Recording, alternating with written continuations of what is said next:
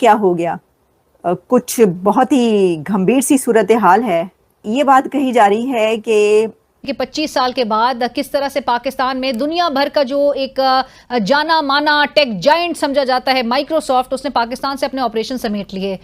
Wind up करने की वजूहात क्या बताई गई? पॉलिटिकल और इकोनॉमिक इंस्टेबिलिटी, यानी कि सियासी और माशी अदम इस्तेहकाम। और पाकिस्तान में अगर यही कुछ होता रहेगा तो इस मुल्क के मुस्तकबिल के हवाले से आप क्या बात कर सकते हैं? भूल जाएं। मजे की बात यह है कि माइक्रोसॉफ्ट ने कुछ घोषणा नहीं की, बताया नहीं, और अचानक एक दिन खबर लगती है पाकिस्तान वालों को कि साहब कि माइक्रोसॉफ्ट पाकिस्तान जो है उसने अपनी दुकान बंद कर दी है।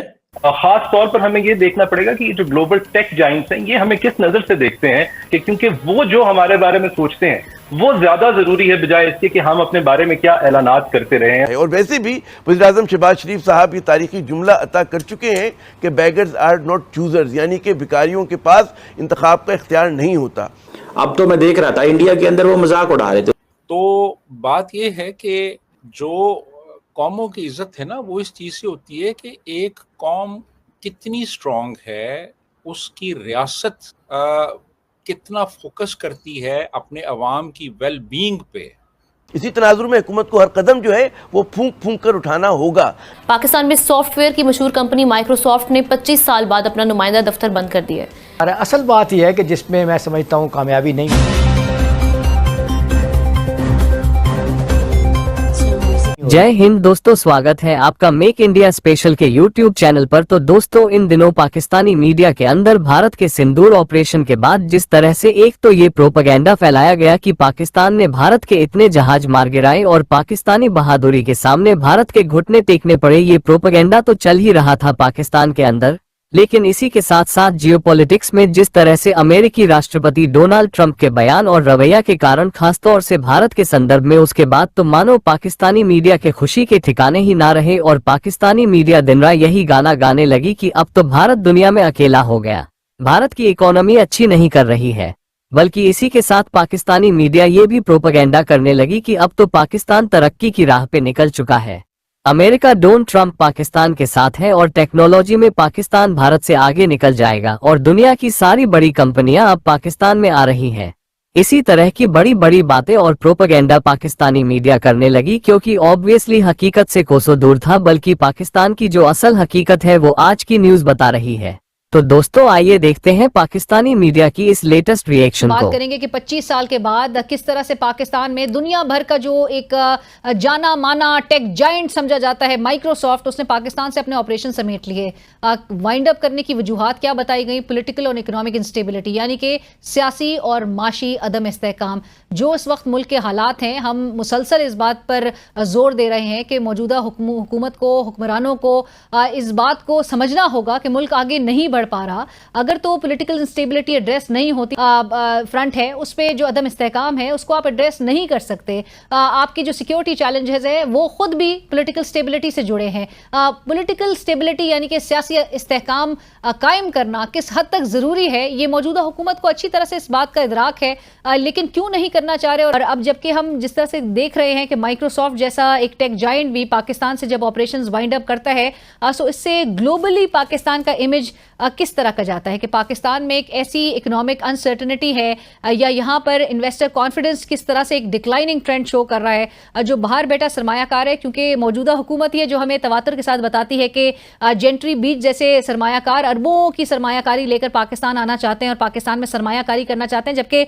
हम इस बात को बार बार इस पे जोर दे रहे हैं कि सरमायाकार उसी वक्त आएगा कि जब आपके मुल्क में एक स्टेबिलिटी नजर आएगी, उसको तमाम फैक्टर्स उसको ऐसे कंड्यूसिव नजर आएंगे, ऐसे बेहतर नजर आएंगे कि जहां पर उसको लगेगा कि उसको यहां पर उसकी सरमायाकारी सेफ होगी।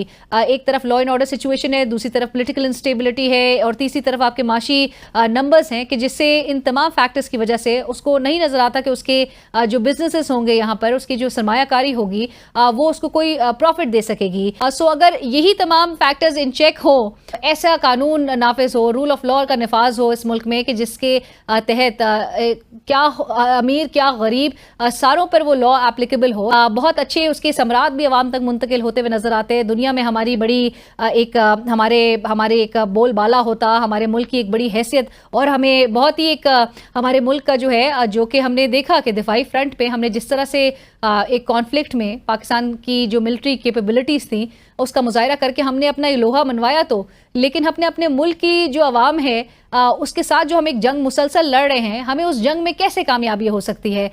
मजे की बात यह है कि माइक्रोसॉफ्ट ने कुछ घोषणा नहीं की, बताया नहीं, और अचानक एक दिन खबर लगती है पाकिस्तान वालों को कि साहब की माइक्रोसॉफ्ट पाकिस्तान जो है उसने अपनी दुकान बंद कर दी है। अब आप सोचेंगे कि साहब की ऐसा क्या हुआ कि साहब माइक्रोसॉफ्ट पाकिस्तान क्यों बंद करके चला गया।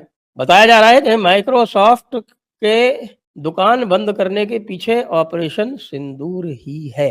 तो माइक्रोसॉफ्ट ने ये कंक्लूजन निकाला कि भाई इस देश की जो आर्थिक स्थिति है वो लगातार खराब होती जाएगी। माइक्रोसॉफ्ट के इस फैसले के पाकिस्तान पर खुसूसन इसके क्या असरात आएंगे?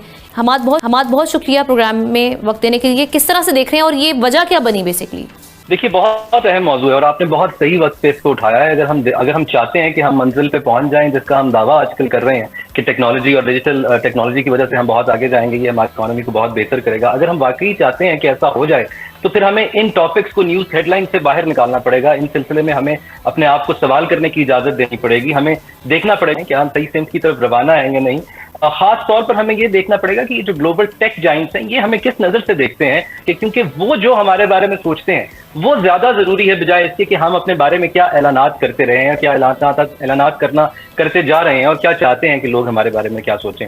आपने जैसे जिक्र किया माइक्रोसॉफ्ट की, एक तरफ हम बात देख रहे हैं कि वो इस वक्त मुल्क छोड़कर जा रही है। इसी तरीके से करीम का पिछले दिनों हमने देखा था कि मुल्क छोड़कर जा रही है, लेकिन दूसरी तरफ हमने ये भी देखा है कि स्टारलिंक जैसी कंपनीज, वन वेब जैसी कंपनीज, शंघाई स्पेसकॉम जैसी कंपनीज भी हमारे मुल्क में बहुत इंटरेस्ट ले रही हैं और बड़ा प्रोएक्टिवली हमारे रेगुलेटर्स के साथ लाइसेंस लेना चाहती हैं। तो फिर हकीकत बहुत हौसला शिकन है। उतनी हौसला शिकन तो नहीं है, बेशक हौसला मंद भी नहीं, लेकिन हालात उतने बुरे भी नहीं जितने बताए जाते हैं। हमारी आप टेक इंडस्ट्री के बारे में देखिए तो हम ग्रोथ की तरफ हैं। अगर आप ईयर टू ईयर इसका कंपैरिजन करें तो हमें अच्छे डिजिट्स नजर आते हैं। इन्हीं पॉजिटिव ट्रेंड्स को देखकर हमारी हुकूमत जो है अगले आने वाले सालों में एक बहुत एम्बिशियस टारगेट सेट किए हुए है। गालबन $10 बिलियन का टारगेट सेट किए हुए है।